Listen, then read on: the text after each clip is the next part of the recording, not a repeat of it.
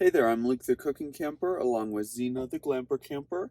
We just woke up in the middle of nowhere in the Prescott National Forest. So what a better time to try out one of our new breakfast gadgets because we are starving. We're going to try out one of the Mighty Minis from Dash. We're going to try out the Honeycomb Mini Waffle Maker. I got this little waffle maker from Kohl's, and it's gonna put this super cute design on our waffles.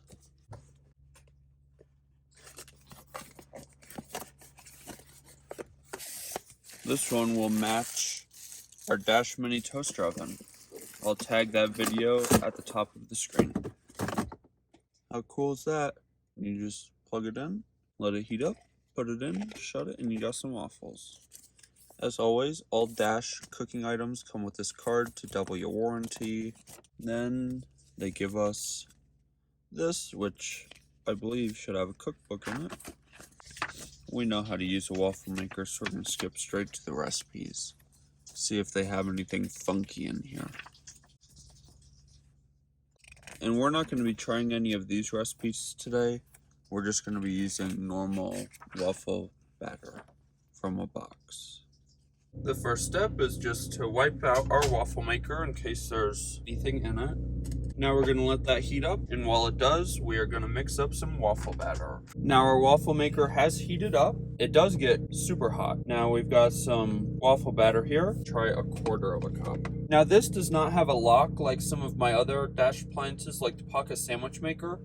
So it is just supposed to sit down there. We will just wait for our waffle to be finished.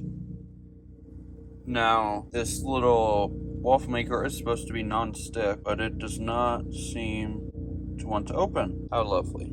When I held the feet down here and lifted the top, it opened perfectly with almost no stickage. That looks pretty good. Now, our first two waffles came out fine out of our little waffle maker, but I'm going to try to use some butter and see if they will come out super clean. The only reason I don't like using butter in my Dash appliances is the butter drips down right there, and that's a pretty hard spot to clean, but we'll see if it makes the waffle come out easier. And then you have to watch this, it like instantly puffs.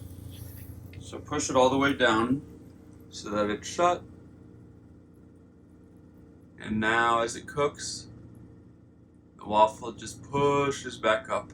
That butter worked really well, but I'm not sure if it's done all the way. Let's give it a little bit longer. Definitely recommend buttering this waffle maker. Makes great waffles. Now let's see if this thing is as easy to clean as my other Dash appliances.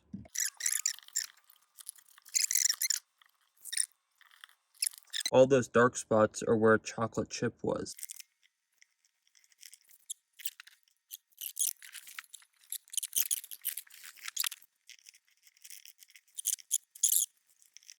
Well, that's as good as it's going to get until I get some sort of brush. That's a bummer. See the chocolate still in there? It will not come off. And I just finished cleaning it, and it won't open all the way. I couldn't figure out why. And it's because the top is not attached. It slides back and forth. So if it's not perfectly in the middle,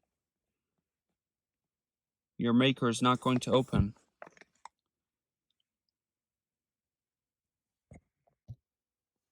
Well, this was quite the process trying this little guy out. While cooking, it absolutely does an amazing job. Cooked a whole bunch of waffles right in a row, didn't need more time to heat up. The non-stick's not amazing, so you do need to use some butter. But, I mean, that's okay. I use butter in my other Dash appliances too. The only thing is it is nearly impossible to clean. It's still not clean, but I have to put it away because I can't get the food off of it. So I definitely am going to have to purchase a brush to wipe it out. And then the other thing is this slides back and forth, and if it's not perfectly in the middle, the waffle maker will not open. So, I mean, would I recommend this product? No. Am I going to keep this product and try to make it work? Probably. But yeah, if you liked this video, make sure to give us a big thumbs up, comment down below, and subscribe to our channel. Don't forget to hit that bell so that you get notified the next time me and Zena upload a new video. Get out and enjoy nature and food as much as we do. Have a great one.